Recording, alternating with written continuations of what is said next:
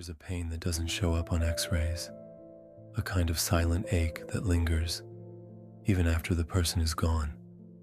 It's the kind of pain that comes from a heart that loved and lost.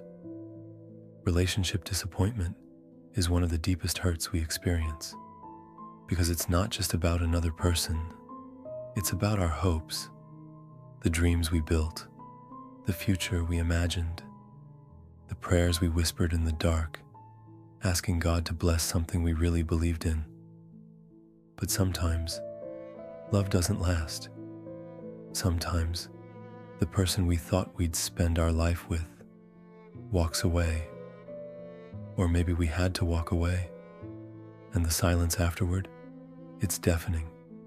You're left holding pieces of a future that never happened and wondering, God, why would you let me love someone who wasn't going to stay? Why would you let my heart break like this if you love me? Let's be honest, heartbreak is not just emotional, it's spiritual. Because when you love someone deeply and that love ends, you don't just question them, you question God. But hear me, your heartbreak is not wasted. And no, God has not abandoned you. This pain is part of the plan. Yes, I said that. This pain is part of the plan. It doesn't make sense now. You might be angry. You might be confused. You might be crying yourself to sleep. But God sees the full picture. And what feels like a cruel ending may actually be a holy redirection. Proverbs 3:5-6 says this, "Trust in the Lord with all your heart, and lean not on your own understanding. In all your ways, submit to Him, and He will make your paths straight." When it comes to love, we want to trust God. But when things fall apart, we suddenly feel like we're drowning in disappointment. You thought it was going somewhere. You thought this time was different. You prayed about it. You even thought God had confirmed it. And now it's just over. But maybe it didn't fail. Maybe it fulfilled its purpose.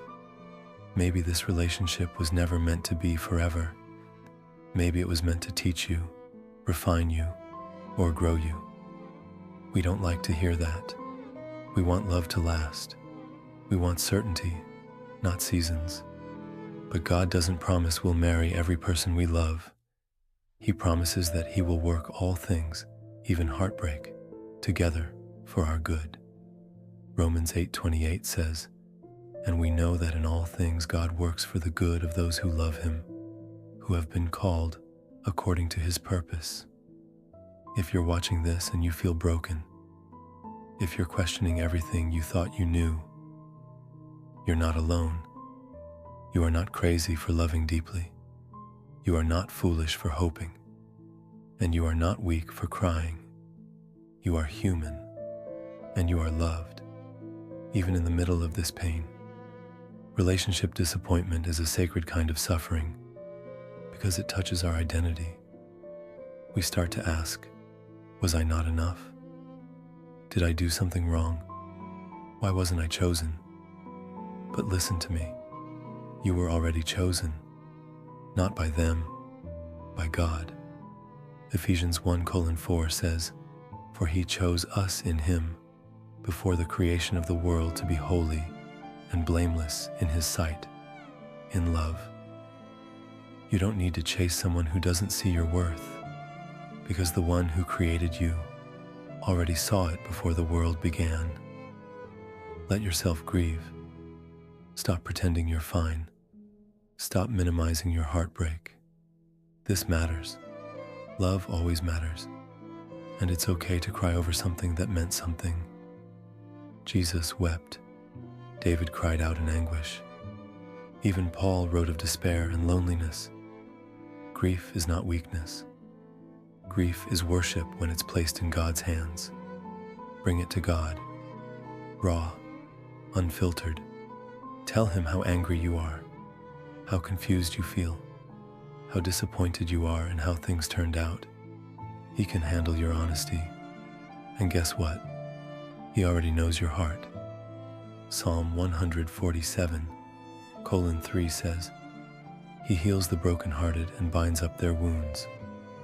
Not some wounds, all of them, even this one.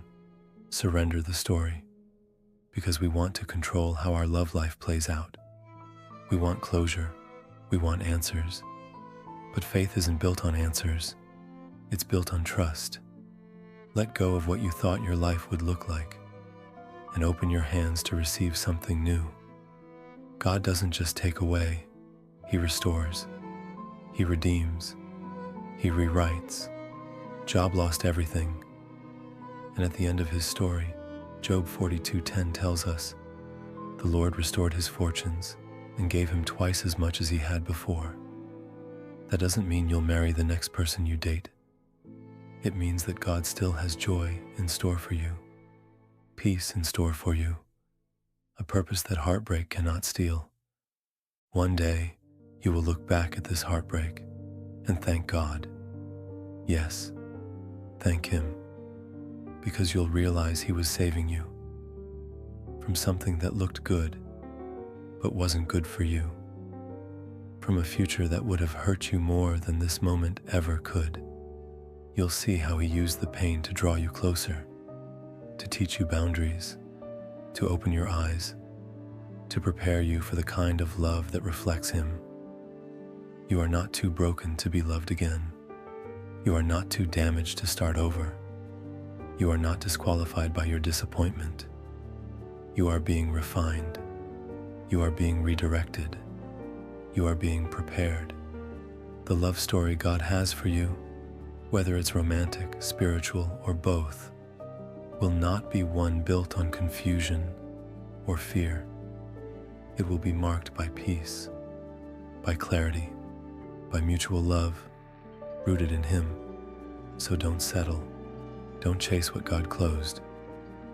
And don't let this heartbreak define your worth. You were not rejected. You were protected. You were not abandoned. You were rescued. And no matter what happened, God is still writing your story. He is still for you, still with you, still good. So breathe, grieve, pray, heal, and trust the one who sees the whole picture. Because the best is never behind you with God. It's always ahead. Isaiah 58:11 says, The Lord will guide you always. He will satisfy your needs. You will be like a well-watered garden, like a spring whose waters never fail. Your heart will love again, but first let God hold it.